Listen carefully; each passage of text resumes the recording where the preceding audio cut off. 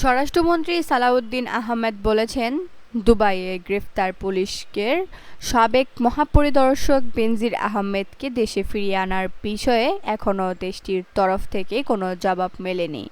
তিনি বলেন, আমরা প্রয়োজনীয় কাগজপত্র পাঠিয়েছি পররাষ্ট্র মন্ত্রণালয়ের মাধ্যমে। আমাদের দূতাবাস সেসব ইউএই এর সরকারের কাছে হস্তান্তর করেছে। এটা হচ্ছে সর্বশেষ অবস্থা। ইউএই সরকারের তরফ থেকে আমাদেরকে এখনও কিছু জানানো হয়নি। আশা করি খুব শিগগিরই জানানো হবে। শুক্রবার ঢাকার ওসমানী স্মৃতি মিলনায়তনে মাদকদ্রব্যের অপব্যবহার ও অবৈধ পাচার বিরোধী আন্তর্জাতিক দিবস উপলক্ষে মাদকদ্রব্য নিয়ন্ত্রণ অধিদপ্তরের আয়োজিত এক অনুষ্ঠানে সাংবাদিকদের প্রশ্নের জবাবে স্বরাষ্ট্রমন্ত্রী এ কথা বলেন।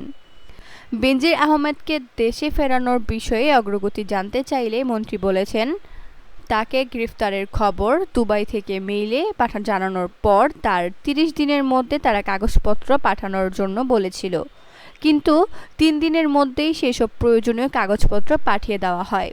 বেনজির অন্য দেশের পাসপোর্ট বহন করছেন বলে শোনা যাচ্ছে।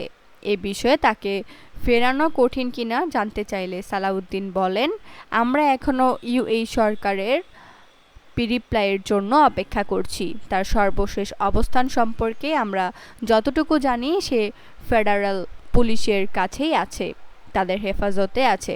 অন্য কোনো সংবাদ আমরা জানি না।